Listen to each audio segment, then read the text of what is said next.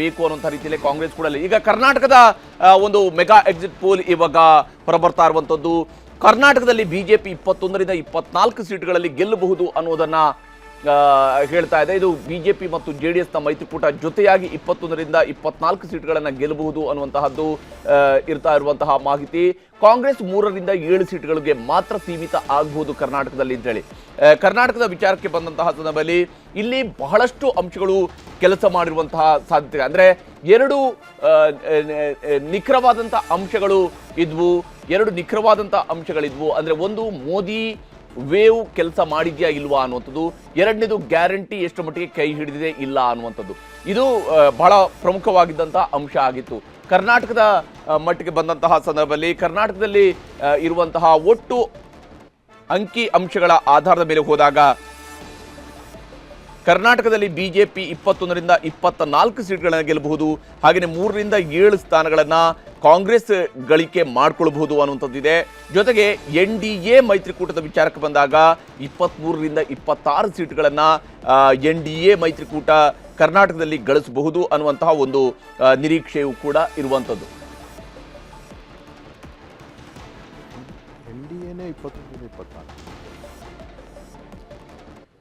BJP 21ರಿಂದ 24 ಸ್ಥಾನಗಳಲ್ಲಿ ಗೆಲ್ಲಬಹುದು ಅನ್ನುವಂತಹ ಒಂದು ನಿರೀಕ್ಷೆಯನ್ನ ಈ ಒಂದು ಎಕ್ಸಿಟ್ ಪೋಲ್ನ ಸಂದರ್ಭದಲ್ಲಿ ಸಿಗ್ತಾ ಇರುವಂಥದ್ದು. ಕರ್ನಾಟಕದ ಮಟ್ಟಿಗೆ 21ರಿಂದ 24, NDA 23ರಿಂದ 26 ಸೀಟ್ಗಳಲ್ಲಿ ಗೆಲುವನ್ನು ದಾಖಲಿಸಿಕೊಳ್ಳುವಂತಹ ಸಾಧ್ಯತೆ ಇದೆ ಅಂತ ಹೇಳಿ. ಕಾಂಗ್ರೆಸ್ 3ರಿಂದ 7 ಸ್ಥಾನಗಳು, ಇಂಡಿಯಾ ಕೂಡ ಅಂದ್ರೆ ಕಾಂಗ್ರೆಸ್ ಮಾತ್ರನೇ ಏಕಾಂಗಿಯಾಗಿ ಸ್ಪರ್ಧಿಸಿರೋದ್ರಿಂದಾಗಿ ಕಾಂಗ್ರೆಸ್ ಇಲ್ಲಿ 3ರಿಂದ 7 ಸ್ಥಾನಗಳನ್ನು ಗಳಿಸಬಹುದು. ಇಂಡಿಯಾ ಬ್ಲಾಕ್ನ ಒಟ್ಟು ಗಳಿಕೆಯು ಕೂಡ ಕೇವಲ ಇಷ್ಟಕ್ಕೆ ಸೀಮಿತ ಆಗಬಹುದು. ಕರ್ನಾಟಕದಲ್ಲಿ ಮೋದಿ ವೇವ್ ನಿಜಕ್ಕೂ ಎಷ್ಟು ಮಟ್ಟಿಗೆ ಕೆಲಸ ಮಾಡಿದೆ ಅನ್ನುವಂಥದ್ದು ಒಂದು ಪ್ರಶ್ನೆ ಇತ್ತು. ಜೊತೆಗೇನೆ ಗ್ಯಾರಂಟಿ ಯಾವ ಸ್ವರೂಪದಲ್ಲಿ ಕೆಲಸ ಮಾಡಿರಬಹುದು ಅನ್ನುವಂಥ ಮತ್ತೊಂದು ಪ್ರಶ್ನೆಯೂ ಕೂಡ ಇತ್ತು. ಗ್ಯಾರಂಟಿಯಿಂದಾಗಿನೇ ನಮಗೆ ಇಷ್ಟು ಸೀಟು ಬರುತ್ತೆ ಅನ್ನೋದನ್ನ ಕಾಂಗ್ರೆಸ್ನವರು ಪ್ರತಿ ಬಾರಿಯೂ ಕೂಡ ಹೇಳಿದ್ದಾರೆ.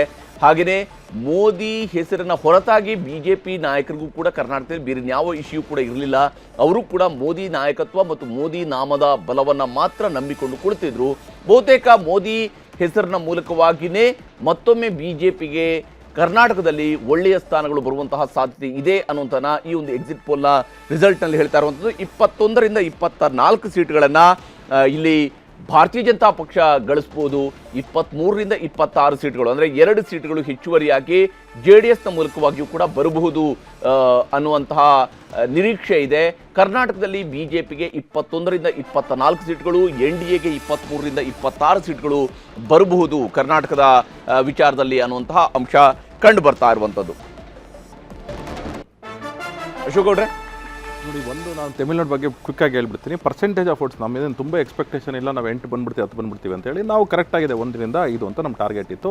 ಆದರೆ ಪರ್ಸೆಂಟೇಜ್ ಆಫ್ ವೋಟ್ಸು ಡಬಲ್ ಅಲ್ಲ, ಈ ಸತಿ 4ರಷ್ಟು ನಮ್ಮ ಲಾಸ್ಟ್ ಟೈಮ್ಗಿಂತ ಕಂಪೇರ್ ಮಾಡಿದ್ರೆ ಜಾಸ್ತಿ ಆಗ್ತದೆ. ಅಂದರೆ ತತ್ಸುಮಾರು 22ರಿಂದ 25% ವೋಟ್ ಶೇರ್ ನಮ್ಗೆ ಜಾಸ್ತಿ ಆಗುತ್ತೆ, ಅಂದರೆ ಬರುತ್ತೆ ಅಂತ ನಮ್ಮ ನಿರೀಕ್ಷೆ ಇದೆ. ಕನ್ನಡಿಗರ ಮೆಚ್ಚಿನ ನಿಮ್ಮ ನ್ಯೂಸ್ 18 ಕನ್ನಡ ಈಗ ವಾಟ್ಸ್ಆಪ್ನಲ್ಲಿಯೂ ಲಭ್ಯ.